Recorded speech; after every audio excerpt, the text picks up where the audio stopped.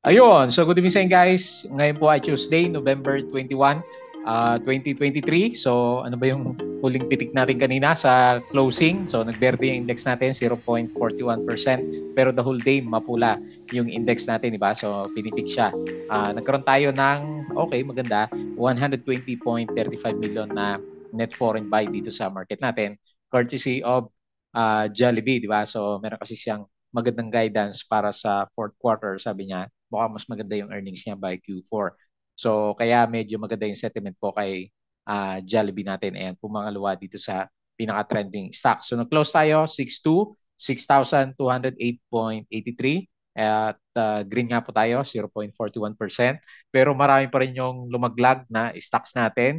Yung mga binabantay ko na stocks is naglaglagan siya for today. Medyo mixed tayo na. So nandito pa rin sa listahan natin si dito kasi pabagsak pa rin yung price niya, di ba? So nag-drop siya ng negative 2.56%, net foreign sale tayo na 1.58 million. Tapos si Jollibee, so isa sa mga humatak sa market natin kasi mga 2% lang naman siya nung regular trading natin, pumitik nung closing natin. So meron siyang net foreign buying na 153 million. Ayan, so bumabalik yung mga foreigners pero tingnan natin kasi medyo mix yung yung galaw natin. Minsan aakyat tapos next day babagsak din yung mga umakyat na blue chips natin. Double Dragon. So meron po siyang good news kasi yung kanyang subsidiary doon sa, di ba nag-list siya sa Singapore last time, gusto yata mag-open ng parang stock representative stock niya sa US market. So yun yung pinag-uusapan sa kanya. Kasi last time naman nung nagkaroon siya ng, di ba bumili siya ng asset doon sa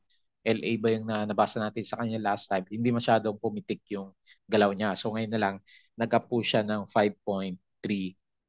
So may mga optimism sa kanya. So net foreign sell siya, pero 344K lang naman yung nakita natin. Okay. So SGP, so meron ulit siyang pullback, negative 0.67%, pero maliit na. Yung net foreign selling natin sa kanya is 1.33 million. Hopefully, yan yung bottom ni SGP natin. Tapos si AGI, bearish din yung sentiment, no? Negative 1.15% kasi meron siyang laki 70.43 million na net foreign sale. So medyo mix yung yung mga blue chips natin. Kaya nga yung candle natin nandito lang sa ibabaw ng MA9 kasi nagpapalitan nga lang yung gumagalaw ng mga blue chips natin. At then si A-rates, so bukod dun sa diretsyon na drop niya last time, di ba medyo malakas, ayaw yata ng investor, sabi natin dun sa meron siyang disclosure, di ba, dun sa pagbili niya ng mga properties from ACN. So, nag-drop ulit siya ngayon, negative 0.83%. At meron pa rin siyang net foreign sale na malaki 42.25 million. So, medyo malalaki yung boost dito kay A-rates po natin. Okay? So, yan po yung ating mga trending stocks for today. So, meron ba tayong outlier si Green, di ba? Nag-up siya ng 9% kanina. Ayan. So, disclaimer guys sa mga bago sa channel natin, as usual, please due diligence lang po sa mga stocks na binibili natin. Yung ating video is for education purposes lang. Huwag mo pong gagamitin to as a reason para mag-buy, mag-sell, or hold ng ating stocks. Meron pong risk na involved dyan. So, due diligence na nga lang po sa pagbili. And then, para updated ka dito sa mga reviews natin, follow mo lang po ako dito sa ating Palaboy Trader na YouTube channel. Subscribe ka lang po. And then, join ka dito sa trading group kung gusto mo ng guide sa trading sa PSE market natin. Okay, so thumbnail ng mga market natin. No? At kung nakasubscribe ka, salamat pa rin sa mga nanonood dito sa channel natin. So kahit medyo mahina tayo, so review pa rin tayo. Company reviews, wala tayong mga bago. May nabasa akong post kanina sa Twitter. Mas marami daw yung nag-delist na stocks kaysa IPO natin for this year. Tama nga naman, di ba? Ang daming umalis o nag-delist, nagpa-delist sa mga stocks natin. Profit or loss is mga sample trades, basic indicators, yung mga technical analysis natin, building yung fundamentals, yung mga risk management, plus PSE market studies naman. Okay? So, thumbnail ng mga alaga natin ngayon. At yung ating crypto ko to, so follow mo ako dito para sa mga play to earn games. Ayan, hopefully magkaroon tayo ng magandang vlog later on. Facebook account para sa mga posts natin. Follow mo na lang po. Tapos yung ating Facebook page. Ganun din. So, check-check mo na lang yung mga posts natin dyan. Bodega Peak is yung mga articles natin sa local market dito sa US, at saka dito sa crypto. Tapos sa money earners, yung mga side hustles po natin. So sharing lang naman. Ayan. So medyo matamlay yung website ko ngayon. Pero gumagawa ulit tayo. So by numbers yung Meron tayong mga computation na ginagawa para hindi tayo lugi. Kasi may din to may mga sa mga nagwe-website, may mga maintenance fee din siya. So halimbawa, yung hosting kung saan mo nilalagay yung website mo, may bayad siya yearly. Tapos yung domain name, ito, yung moneyearners.com, may bayad din siya. Yearly lang, pero malit lang naman. Pero kung madami yung site na hawak mo, so mag-ano yun, mag-accumulate. Pero para naman kumita ka ng marami sa ads kasi ang main na niya eh. So, kailangan maraming website na ilalagay. Pag Philippine website, so barya-barya yung kitaan natin. Pero kung marami siya, syempre, mako-compute mo naman yan. Okay? So, ayan, pa-upyaw doon sa website natin. Okay? So, tingnan natin yung Twitter natin. Dito muna tayo sa pinaka-summary. Ang daming earnings na lumalabas pa rin. So, based dito sa summary ng index property yung nag-drop. Sino ba to? Negative 0.7%. Tapos services at saka finance yung bumawi. Service positive 0.94. Financial is 1.01%. Nandito yata si Jollibee sa service sector natin eh. Kaya medyo maganda yung galaw niyan. So meron tayong net foreign buy which is magic close. So sa closing yan pumasok 120.35 million. So traded value is parang normal. Nasa 3.91 billion naman. Okay? So tingnan natin yung mga post natin dito sa bandang taas. So ito yung mga binenta ngayon. Meron pa rin, marami pa rin binibenta ng stocks yung mga foreigners. BPI, China Bank, Security Bank, ACN, Alter, APF, Gen, CNPF, EI, may pullback, AGI, Costco, GT Cap, Aries, Converge, ano ba to dito na WNT, and then saka si Cebu Pacific natin. Ayan. So ito po yung pinaka-catalyst natin kay Double Dragon natin, yung kanyang Hotel 101 Global in talks daw with SPACs for sa Nasdaq pala siya, Nasdaq debut. Ayan, so gustong pumasok sa US nitong si Double Dragon natin. Ayan, yung kanyang subsidiary na Hotel 101 Global. Ayan. So yan po yung catalyst natin sa kanya. Jollibee. So ito yung kaya medyo optimistic yung mga traders sa kanya. Meron siya kasing forward-looking dito na statement. Jollibee says may pause robust for quarter 23 growth. Ayan. Kasi ngayong Q3, medyo drop siya ng konti. So mas maganda daw sa Q4 yung kanyang earnings, potential earnings. Okay? So ito yung ating calling the shots si Ma'am April. So based dito, okay pa rin sa kanya si Arich kahit nag-drop ng malakas nung isang araw. Tsaka si Creep, yan yung niya, pinipili niya. Sa Power, si AP at tsaka si Mer. Holdings, ACSM, JT Cap. Sa banks, si Metrobank lang siya niya. But ayaw niya kay BDO at tsaka kay BPI. Properties, Ali at tsaka si Robinson.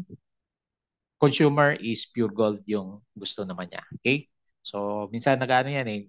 Maganda rin naman yung results minsan ng call reviews kung babalik yung sentiment ng market natin. So speaking call, kumita siya 94%. So mas marami natin nagdi-trade during this third quarter. Now, plus 38%. So kumita siya ito pala third quarter is 7% year over year.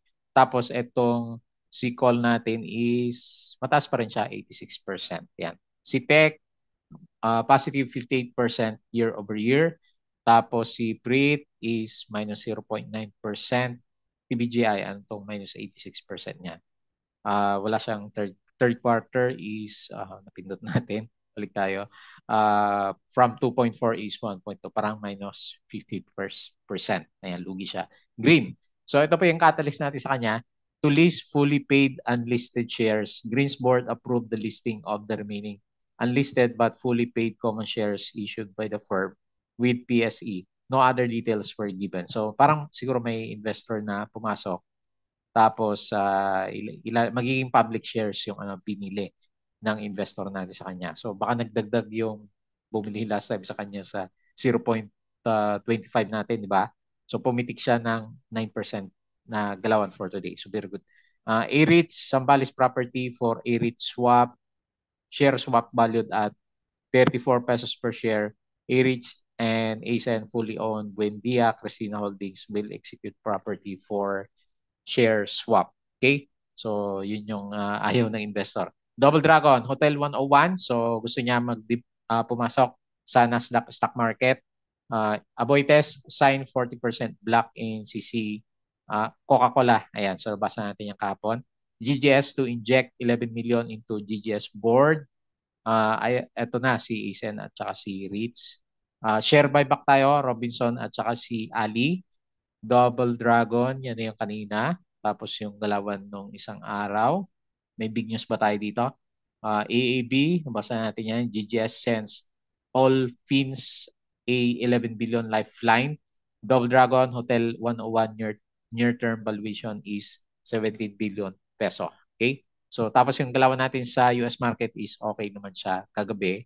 So, kaya nag-expect tayo, maganda rin naman yung galawan sana natin. Kaso, nung umaga, yun nga, laglagan yung mga stocks natin. Okay? So guys, yung Patreon natin, as usual, yung mga gustong sumali sa trading group, gusto ng guide sa trading Philippine market investing, sali ka lang po dito.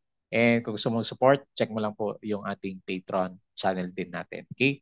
So refresh natin yung ating index. So ito, yung biglang spike pagdating ng closing. So nung umaga, okay pala tayo ng umaga yan. Tanda ko na. Umabot pala tayo ng 0.5%, 0.4, tapos nag-drop siya, nag-negative, and then binalik din siya ng closing natin. Pero yun nga, medyo madami na yung bumagsak na stock natin bago pumitik, di ba? Kasi sa pre-close ng tong pitik na to tapos biglang umakyat si Jollibee, AAB. So Jollibee 4.85, AAB is 2.96, and then Metrobank is 2.52. So drop si Wilcon 2.31, GGS 2.2 at saka 1.42 itong si SMPH natin. Si SM yung humila dito sa property sector naman natin. Tapos sa finance is nandiyan si BDO. So siya yung humila dito sa finance. Ayan. So anyway, good. 120 million net foreign buy sa market natin, pero alam naman natin individual stocks hindi pa rin ganun kaganda. 6,208, ayan, gumaganda kahit pa paano yung itsura natin. 46% foreign and then 54% local participation. So panalo dito sa trading natin for today, itong si Green nga po. Nag-up siya, ayan meron siyang traded value na 8 million, nag-up siya ng 9.62%. Sino pa ba? Penny stocks yung iba. Ito si Double Dragon 5.3, Jollibee 4.85, si Mrs. Yi 4.27, si Prim 3.57, SSP, nag-drop pala ito malakas last time, 3.02%, si Mart, bumabalik sa trend, 2.91, Keeper, 2.78, parang maganda yung setup ni Keeper. Freight, 2.61%, ECBC is 2.47%. So ito naman yung losers natin. So nagulat ako dito kay Proto.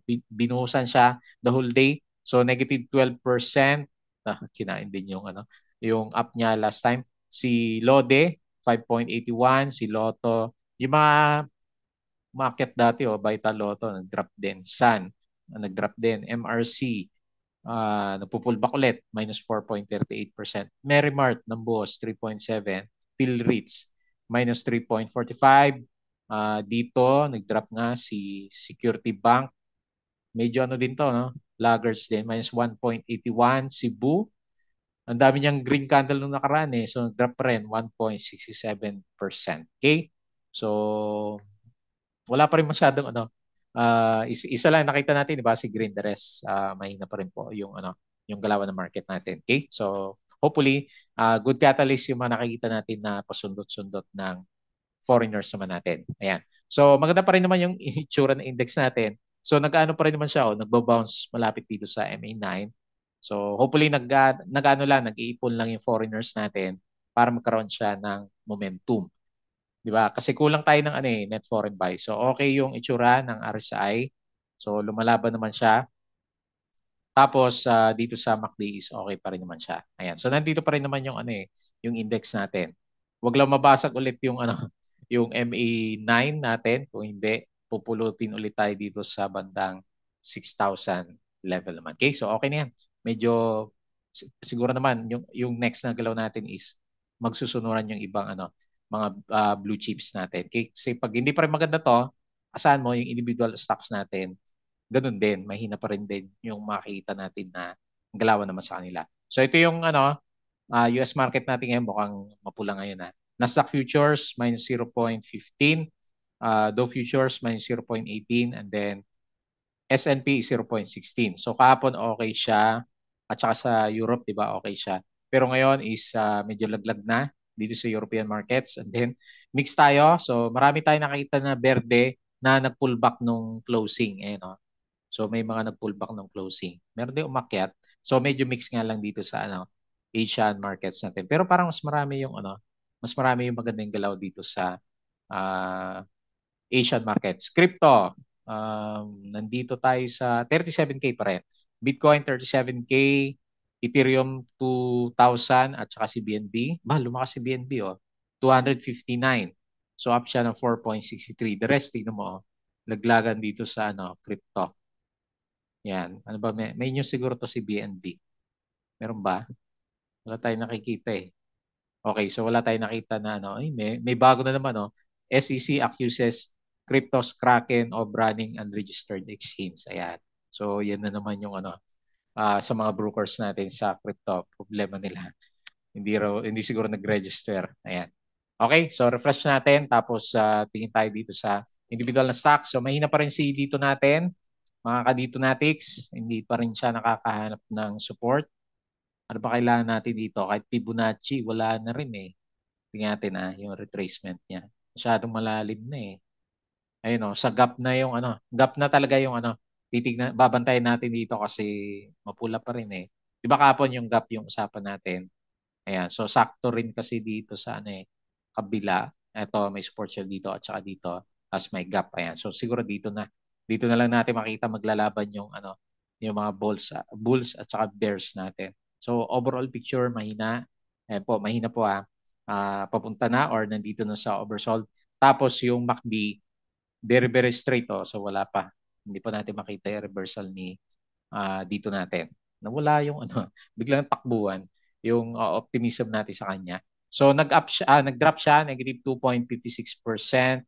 Malit lang naman minus 1.5 million siguro mga locals karamihan. 1.5 million net foreign sell. Armstrong call, ang buyer, SB equities call yung ating seller. Okay? So medyo strong yung yung pagka-downtrend o pullback nitong si dito natin. Wala tayong makitang sign na pipitik siya. Ayan. Next. So yung winner natin of the day si Jollibee. So pinasok na mga tinulak na pala yung yung price niya. Ganda ng galaw niya So simula nang makalampas siya sa MA20, laki na rin 9% na rin yung galaw ni Jollibee. Baka kung matuloy-tuloy yung niya, yung good news sa kanya, baka bumalik siya dito sa 258. So anyway, ngayon is breakout siya. So support natin yung 234. So hanap tayo resistance. Next is 248. Ayan. So yan na yung sunod. Depende kung mag-pullback siya. Pero tinulak 100 million. So baka meron pa 1 or 2 days siguro bago natin makita yung next na higher low niya. Kasi high pa rin, high pa rin siya. Wala pa rin siyang next na higher low formation. Ayan. Congrats mga Jollibee, yung mga merong Chicken Joy. Congrats po sa inyo. So umakyat yung RSI at saka MACD formation. So syempre, ang gusto natin sa kanya, yung nakita natin na 153 million po na net foreign buy. So up siya 4.85%. Maybank UBS ang buyer and then Maybank FYAP yung ating pinaka main seller. Next, Double Dragon. So medyo sumipa na si Double Dragon. Ayan, ang laki na pala ng galaw niya. So nung nakaraan, pinipitik na pala siya dito. Ayan, overbought na. So meron siyang optimism sa listing sa Nasdaq. Ayan, yung mga naman. Pupunta sa US market si Double Dragon natin. Okay, pero nasa resistance na siya o breakout ba to? So depende sa tumitingin, pwedeng breakout sa body or currently is magre-retest ng previous peak natin. Laki ng Hindi natin napansin to Gumalaw ng gumalaw 16%. Ayan. So wala nag-expect na umakyat ng sobrang bilis. Tingin si Double Dragon. Meron pala siya news. Kaya pala binomba ng volume dito last time. May volume siya dito nabuhay siya dito until dito. Plus, nagulat na lang tayo sa mga breakout na nakita na sa kanya. So yun lang, medyo overbought na si Double Dragon. So kung meron ka, nahuli mo siya, congratulations po. Hopefully meron pa siyang additional na good news. So nag-up po siya is 5.3%, minus 300K net foreign sell. Specialist, Unicap, ang buyer, Evergreen at saka BDO yung ating pinaka-main seller. Support-wise, dito siya nagkaroon ng consolidation sa 7.7. Pag nag-breakout to, malakas ba? Tingnan natin ha. So, tagal din niya nag-sideways na malalaki. Tapos syempre yung overall picture niya, di ba? Medyo lugi si Double Dragon. Pero nag-try na siya. So kung may breakout tayo, anticipate mo dito sa 8.86. Ayan. So meron siya optimism kasi kaya kahit medyo overbought na siya is tinutulak si Double Dragon. Next, SGP. So yan na ba yung bottom mo? Hindi pa rin siya makakita ng green. Nagda-Dow G lang siya. So RSI 14, baba na. So anyway, hopefully nandiyan na yung bottom niya. Red candle pa rin kasi. Kung medyo green, medyo pa tayo, no, optimistic ng konti. Kasi may low siya dito, tapos nag-double check, tapos nag-bounce ng konti. Kailang red pa rin yung itsura. Kung medyo mag-green yan, medyo mas maganda ng konti para sa bounce trade, yung mga nag-aabang kay SGP po natin. Okay? So, puro red yung kandila natin, oh. Yung green na nakikita natin, hindi pa makagalaw, tapos puro red pa yung majority niya. Ayan. So anyway, hopefully gayahin niya si ba yung mga nag-bounce, SP at saka si MRC, ba?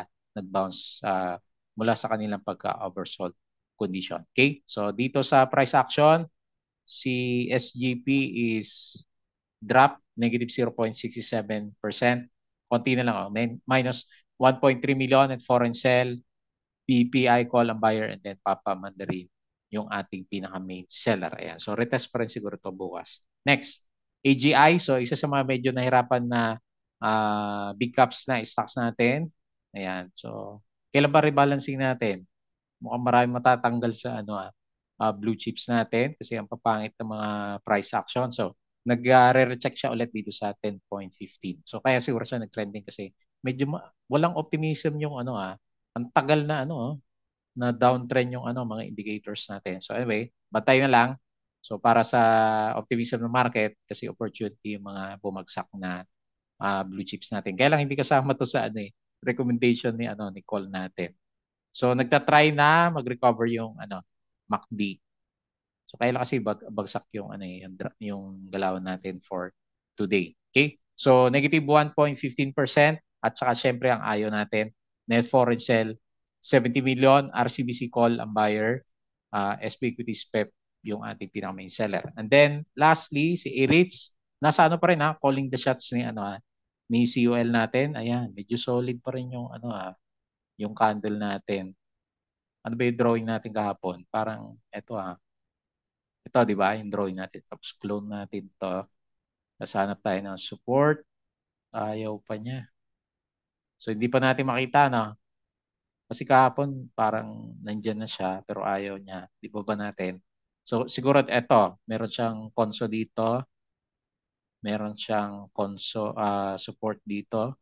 So, pag pinagdugtong mo yung dalawa, so, depende kasi medyo subjective kasi ito eh. Ayan. So, tingnan natin kung magkaroon siya ng net foreign sell pa rin ba? Saglit.